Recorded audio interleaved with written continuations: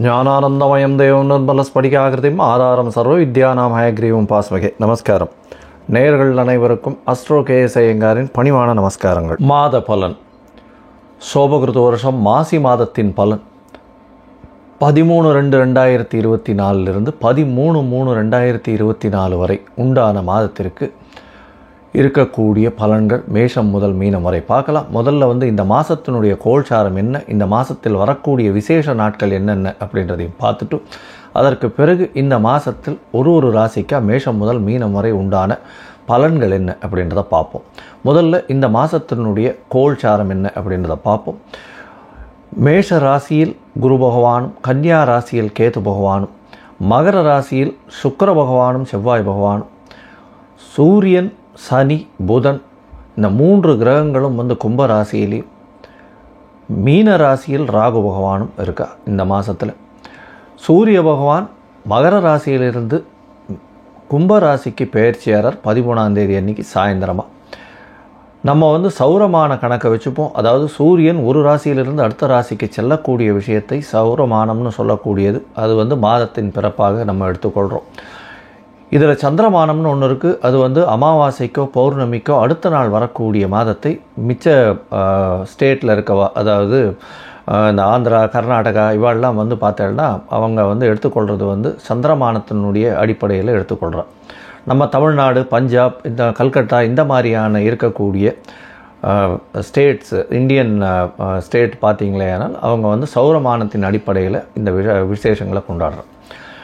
பொதுவாகவே மாத கிரகங்கள்னு சொல்லக்கூடிய சூரியன், செவ்வாய், புதன் மற்றும் சுக்கிரன் இந்த 4 கிரகங்களை பொறுத்து, இந்த 4 கிரகங்களுடைய மூமெண்ட்டை பொறுத்து தான் இந்த மாதத்தினுடைய பலன்களை சொல்லுவோம். இந்த மாதம் பார்த்தலையானால் சுக்கிர பகவானும் சரி, செவ்வாய் பகவான் இந்த மாதம் மொத்தமே மகரத்தில் இருக்கார். சுக்கிர பகவான் இந்த மாதத்தினுடைய கடைசி பகுதி, அதாவது 9/3 அன்னைக்கு பார்த்தேன்னா, அதாவது 8/3/2024 அன்றைக்கி பார்த்தேன்னா மகரத்திலிருந்து கும்பத்துக்கு போகிறார். புத பகவான் 2ஆம் தேதி அன்றைக்கி 2/3/2024 அன்றைக்கி கும்பத்திலிருந்து மீனத்துக்கு போகிறார். இதுதான் ஒரு பெரிய மாற்றமாக இந்த மாதத்தில் அமையிறது. பொதுவாகவே பார்த்தேன்னா மாத கிரகங்கள்னு சொல்லக்கூடியதை வைத்து சொல்லக்கூடிய விஷயங்கள் தான் இந்த மாத பலன்கள். இந்த மாதத்தில் வரக்கூடிய நல்ல விசேஷ நாட்கள் என்ன அப்படின்றத பார்த்தோமே. ஆனால் 13ஆம் தேதி சாயந்தரம் மாதம் பிறகுறது. சூரியன் மகரத்திலிருந்து கும்பத்துக்கு போகிறார், அதை சொல்லிட்டோம். 16ஆம் தேதி பார்த்தேனால் ரத சப்தமி, அதாவது வளர்பிறையில் வரக்கூடிய 7ஆம் நாள், அமாவாசையிலிருந்து வளர்பிறையில் வரக்கூடிய 7ஆம் நாள் ரத சப்தமி அப்படின்னு பேர். அதுவும் மாசி மாதத்தில் வரக்கூடியது. இதன் மூலியமாக என்ன அப்படின்னா, இந்த ரத சப்தமியில் தேர்கால்கள், சூரிய பகவானின் தேர்கால் வடக்கு நோக்கி பிரயாணிக்க ஆரம்பிக்கிறது. அதனால் இன்னுமே வெப்பம் அதிகமாக இருக்கக்கூடிய காலகட்டமாக இருக்கும். சரி, 24ஆம் தேதி 24/2/2024 அன்றைக்கி பார்த்தேன்னா மாசி மகம். மாசி மகம்ன்றது பௌர்ணமி சொல்லக்கூடியது.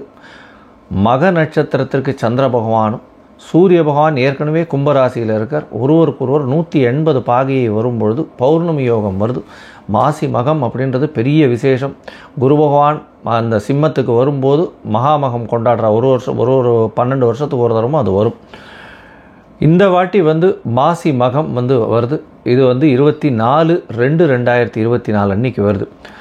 இதற்கு அடுத்தது பார்த்தேன்னா 5/3/2024, அதாவது மார்ச் மாதம் 5ஆம் தேதி வாஸ்து நித்திரை விடும் நாள் அப்படின்னு போட்டிருக்கும். புதிய கட்டடம் ஆரம்பிக்கிறது, புதிய இடம் வாங்கிறது, புதுசாக மனை அதாவது அடிக்கோல் இடுறது, அதை தவிர மனைக்கு வாசக்கால் வைக்கிறது, இது எல்லாமே இந்த வாஸ்து காலகட்டத்தில் பண்ணோம்.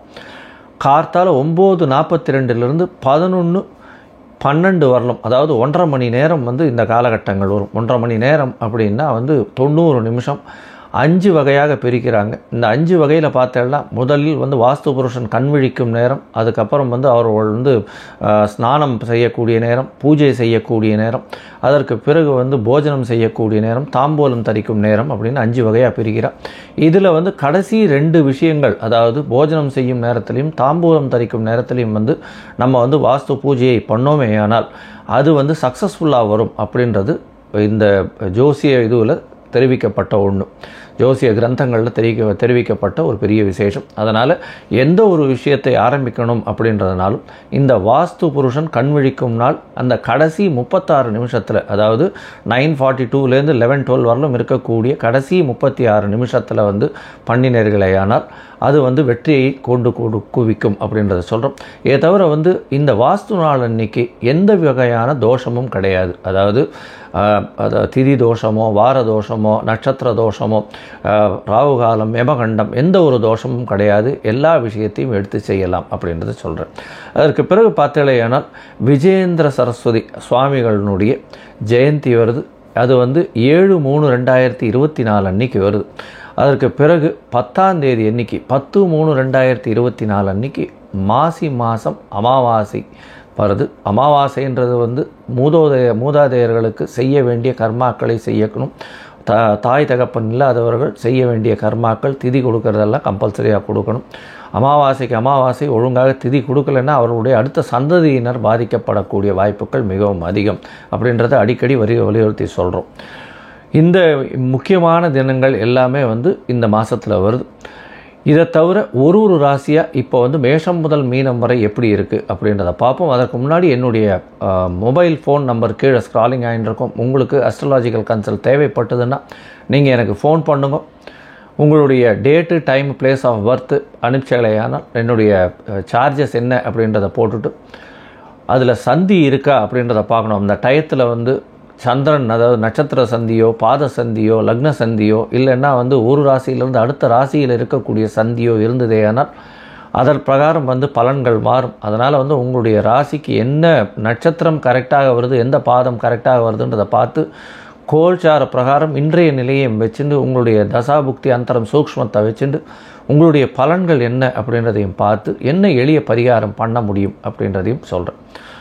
இப்போது மேஷம் முதல் மீனம் வரை மாசி மாதம் சோபகிருத்து வருஷத்தின் பலன்களை ஒன்னொன்னா பார்க்கலாம். ரிஷபம், கிருத்திகை, ரோகிணி, மிருகசீரிஷம், இந்த 3 நட்சத்திரம் 9 பாதங்களை கொண்ட ராசி. ராசியின் அதிபதி அப்படின்னு சொல்லக்கூடிய ஒரு சுக்கிர பகவான் இந்த மாசத்துல பார்த்தேன்னா உங்களுடைய ராசிக்கு 9ஆம் இடத்துக்கு போயிடுறார். இந்த மாசம் முன்னாடி வரலும் பார்த்தேன்னா உங்களுக்கு இந்த மாசம் பிறகுறதுக்கு முன்னாடி வரலும் உங்களுடைய ராசிக்கு 8ஆம் இடத்துல இருந்தார். அதனால மறைந்து இருந்ததுனால பல பிரச்சனைகள் இருந்திருக்கும். சில இல்லை, பல பிரச்சனைகள். மேலதிகாரிகளிடமிருந்து தொல்லையா இருந்திருக்கும். உங்களுக்கு புகழ், அந்தஸ்து, கௌரவத்தில் பிரச்சனைகள் இருந்திருக்கும். தொழிலில் பெரிய செட்பேக் இருந்திருக்கும். அரசாங்கத்தின் மூலியமாக சிறு சிறு இன்னல்கள் வந்திருக்கக்கூடிய காலகட்டமாக இருந்திருக்கும். தொழிலாளிகள் மூலியமாக பிரச்சனைகள் வரக்கூடிய வாய்ப்புகள் மிகவும் அதிகமாக உண்டு. அதுவும் ஒரு தொழில் ஸ்தாபனம் வச்சு நடத்துகிற வாழ்க்கை கீழ்மட்ட தொழிலாளர்கள் மூலியமாக சிறு சிறு பிரச்சனைகள் வரக்கூடிய வாய்ப்புகள் மிகவும் அதிகம்.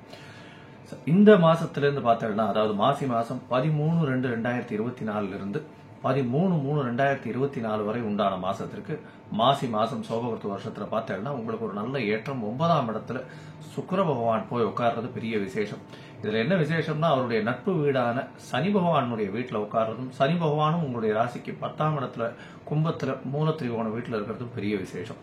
இந்த மாசத்துல பார்த்தீங்கன்னா செவ்வாய் பகவான் உங்களுடைய ராசிக்கு 12ஆம் அதிபதி, 6ஆம் அதிபதி 9ஆம் இடத்துல உச்சம் பெற்று போறதுனால வெளியூர், வெளிமாநிலம், வெளிநாடு போகக்கூடிய வாய்ப்புகள் உண்டு. திடீர்னு வெளிநாட்டுக்கு போகக்கூடிய பாக்கியம் உங்களுக்கு கிடைக்கக்கூடும். வேலை மூலியமாக திடீர் வெளிநாட்டு பிராப்தி உண்டாகும். புதிய வேலை கிடைக்கக்கூடிய வாய்ப்புகள் நிச்சயமாக உண்டு. வெளிநாட்டு தொடர்புகள் மிகவும் அதிகமாக இருக்கும். உங்கள் உடல்நிலை நல்ல ஒரு ஏற்றத்தை கொடுக்கக்கூடிய காலகட்டமாக இந்த மாசம் அமைகிறது. பொதுவாகவே இந்த மாசத்துல பார்த்தேனால், அதாவது சௌரமானம்னு சொல்லக்கூடிய மாத பிறப்பிலிருந்து பார்த்தேன்னா சூரியன், செவ்வாய், புதன் மற்றும் சுக்கிரன், இந்த 4 கிரகங்களை வச்சுதான் இந்த மாச பலன்கள் சொல்லுவோம். சூரிய பகவான் உங்களுடைய ராசிக்கு பார்த்தேன்னா 11ஆம் இடத்துல இருக்கிறதுனால ரொம்ப பெரிய விசேஷம். ஏன்னா 11ஆம் இடத்துல சூரிய பகவான் இருக்கிறதுனால எந்தவித தோஷமும் இருக்காது. அதுவும் 4ஆம் அதிபதி 11ஆம் இடத்துல இருக்கிறதுனால தாய் மூலியமாக நல்ல ஒரு ஏற்றம் இருக்கும். உங்களுடைய சுகம் நல்லபடியாக மேம்படும். வீட்டுக்குன்னு அழகிய பொருட்கள், அழகு பொருட்கள், அலங்கார பொருட்கள்லாம் வாங்கக்கூடிய வாய்ப்புகள் நிச்சயமாக உண்டு. வீடு, மனை வாங்கக்கூடிய வாய்ப்புகள் இந்த மாசத்துல உங்களுக்கு வரும். உங்களுடைய ராசிக்கு பார்த்தேனால் செவ்வாய் பகவான் உச்சம் பெற்று போயிருக்கார். அவர் 6க்கும் 12க்கும் உண்டானவர். 6ஆம் அதிபதி, அதாவது உங்களுடைய ராசிக்கு பார்த்தீங்கன்னா 7ஆம் அதிபதி. அவர் 7ஆம் அதிபதி 9ஆம் இடத்துல உச்சம் பெற்று போறதன் மூலியமாக, அதாவது பார்ட்னர்ஷிப் பிசினஸ்ல பெரிய ஒரு ஏற்றம் கிடைக்கும். பார்ட்னர்ஷிப் பிசினஸ்ல பார்த்தீங்கன்னா பெரிய ஏற்றம் இருக்கக்கூடிய காலகட்டம். பணவரவிற்கு பஞ்சம் இருக்காது. உங்களுடைய ராசிக்கு 6ஆம் அதிபதினு சொல்லக்கூடிய சுக்கிர பகவானும் உங்களுடைய ராசிக்கு 9ஆம் இடத்துல இருக்கார். உச்சம் பெற்ற செவ்வாயோட இருக்கிறதுனால வேலை மூலியமாக வெளிநாடு போகக்கூடிய வாய்ப்புகள் நிச்சயமாக உண்டு. அதனால வந்து 7ஆம் அதிபதி உச்சம் பெற்று போறது அப்படின்றதுனால எதிர்பாலினத்தவர் மூலியமாக பணவரவிற்கு பஞ்சம் இருக்காது, பணத்தட்டுப்பாடு என்பது இருக்கவே இருக்காது, கவலைப்பட தேவையில்லை. உங்களுடைய ராசியில பார்த்தேனால் செவ்வாய் பகவான் உச்சம் பெற்று போறார் 9ஆம் இடத்துல. 9ஆம் இடத்துல செவ்வாய் பகவான் உச்சம் பெற்று போய் அவரே 12க்கு மதிபதியாகிறதுனால படிக்கக்கூடிய மாணவ மாணவிகள் அவளுக்கு வந்து வெளிநாட்டு போகக்கூடிய வாய்ப்புகள், அதாவது வெளிநாட்டில் வந்து போஸ்ட் கிராஜுவேஷன் படிக்கணும்னு பார்த்துட்டு இருக்க ஆளுகள்லாம் நல்ல ஒரு ஏற்றமான காலம். தொழில் விற்பனர்கள் வந்து அதாவது 9ஆம் அதிபதியும் 10ஆம் இடத்துல போய் ஆட்சி மூல திரிகோணத்துல போய் இருக்கிறதுனால தொழில் விற்பனர்களுக்கு வெளிநாட்டிலிருந்து அந்நிய முதலீடு வரக்கூடிய வாய்ப்புகள் உண்டு. இம்போர்ட் எக்ஸ்போர்ட் பிசினஸ் பண்றவா, பிலிம் இண்டஸ்ட்ரியில இருக்கிறவா, கிளாமர் இண்டஸ்ட்ரியில இருக்கிறவா, அதை தவிர வந்து இந்த டைரக்ஷன் துறையை சார்ந்தவர்கள், அதை தவிர இந்த ஆடை ஆபரணங்கள், அதாவது ட்ரெஸ்ஸிங் அதெல்லாம் பண்றாங்க இல்லையா, அவர்களுக்கெல்லாம் பெரிய ஏற்றம். அதை தவிர வந்து இந்த ஃபேஷியல் அந்த மாதிரியான முகம் இதுவெல்லாம் வந்து பண்றவங்க, ஃபேஸ் டிசைனிங் அதெல்லாம் பண்றவங்களுக்கு ரொம்பவும் ஏற்றமான காலமாக இந்த மாசம் அமைய போகுது. பால் வியாபாரத்தில் பெரிய ஏற்றம் கிடைக்கக்கூடிய காலகட்டம், பால் சார்ந்த மற்ற வியாபாரங்களிலும் பெரிய ஏற்றம் கிடைக்கக்கூடிய காலகட்டமாக இந்த மாசம் அமையுது. இந்த மாசம் பார்த்தாலேயானால் உடல் நலத்தில் நல்ல ஏற்றம், தாய் தந்தையருடன் நல்ல போக்கு இருக்கும், தந்தை மூலியமாக திடீர் பணவரவு வரக்கூடிய வாய்ப்புகள் நிச்சயமாக உண்டு. ஏன்னா 10ஆம் இடத்துல வந்து சனி பகவான், சூரிய பகவான், புத பகவான் 3 கிரகங்கள் இருக்கிறது ரொம்பவும் விசேஷம். 4ஆம் அதிபதி 10ஆம் இடத்துல இருக்கிறதும் 10ஆம் அதிபதி ஆட்சி பெற்று இருக்கிறதன் மூலியமாக தொழிலில் கொஞ்சம் வந்து என்ன சொல்றது, தொழிலுக்கு ரொம்ப மெனக்கெட்டு நிறைய உடல் உழைப்பு செலவு பண்ணி உங்களுக்கு பண வரவிற்கு பஞ்சம் இல்லாமல் நல்ல ஒரு ஏற்றம் கிடைக்கக்கூடிய காலகட்டமாக இந்த மாசம் அமைய போகுது. இந்த மாசத்துல பார்த்தாலேயானால் படிக்கக்கூடிய மாணவர்களுக்கு நல்ல ஒரு ஏற்றம் இருக்கும். திருமணம் பார்த்து கொண்டிருப்பவர்களுக்கு கொஞ்சம் வந்து இப்போ திருமணம் தட்டக்கூடிய வாய்ப்புகள் உண்டு. ஏன்னா குரு பகவான் 12ஆம் இடத்துல இருக்கிறது அந்த அளவுக்கு சரி கிடையாது. இருந்தாலும் இன்னும் ஒரு 2-3 மாசத்துல வந்து அதாவது சித்திரை மாசத்துல வந்து குரு பகவானும் மாறுற நல்ல ஒரு ஏற்றமான காலம் வந்து கொண்டே இருக்கிறது. 11ஆம் இடத்துல வந்து ராகு பகவான் இருக்கிறதுனால அந்நிய முதலீடு, வெளிநாட்டு சம்பந்தம் வரக்கூடிய வாய்ப்புகளும் மூத்த சகோதரிகள் மூலியமாக நல்ல ஒரு ஏற்றமும் கிடைக்கக்கூடிய காலகட்டமாக இந்த மாசம் அமையிறது. பொதுவாக பார்த்தோம்னா இந்த மாசம் பெரிய ஏற்றமான மாசமாக இருக்கு. இந்த மாசத்துல வந்து சில நாட்கள் தவிர்க்க வேண்டியது சந்திராஷ்டம நாட்கள்னு சொல்றோம். அந்த சில நாட்கள் அப்படின்றது வந்து 4/3/2024 இருந்து 6/3/2024 இந்த 3 நாட்களை வந்து தவிர்ப்பது நல்லது. ஏன்னா சந்திராஷ்டம காலகட்டத்தில் உங்களுடைய முயற்சிகள் தடங்கள் ஏற்படும், உங்களுடைய முடிவுகளில் தவறான முடிவுகள் ஏற்படக்கூடும். அப்படின்றதுனால இந்த காலகட்டத்தில் புதிய முயற்சி வேண்டாம், வெளியூர் வெளிமாநில பிரயாணம் வேண்டாம்னு சொல்றோம். பொதுவாகவே இந்த ரிஷபராசிக்காரர்களுக்கு மாசி மாசம் மிகவும் பொன்னான மாதமாக இருக்க போறது. இந்த காலகட்டத்தில் அருகில் இருக்கக்கூடிய விஷ்ணு கோவில்ல போய், அதாவது பெருமாள் கோவில்ல போய் தாயாருக்கு மொச்சையில பண்ண சுண்டல், மொச்சை தானியம் இது கொடுக்கறது, தானம் கொடுக்கறது பெரிய ஏற்றத்தை கொடுக்கும். அதை தவிர பார்த்தாலேனா இந்த வெள்ளை பூசணி, அதை தவிர இந்த என்ன சொல்றது வெள்ளி, இந்த மாதிரியான விஷயங்கள் தானம் கொடுக்கறதன் மூலியமாக சுக்கிரனுக்கு பண்ணக்கூடிய பரிகாரமாகவும் இருக்கும். அதை தவிர ஒரு நல்ல ஏற்றம் கிடைக்கக்கூடிய மாதமாக இந்த மாதம் அமையப்போகுது. லோகா சமஸ்தா சுகினோ பவந்து. நன்றி, நமஸ்காரம். Astro KS Iyengar YouTube channel பார்த்தமைக்கு நன்றிகள். மேலும் இது போன்ற ஆன்மீக ஜோதிஷ தகவல்கள் உங்களை வந்து அடைய astro KS Iyengar YouTube channel subscribe செய்யவும், பெல் ஐக்கானை மறக்காமல் அழுத்தவும். நன்றி, வணக்கம்.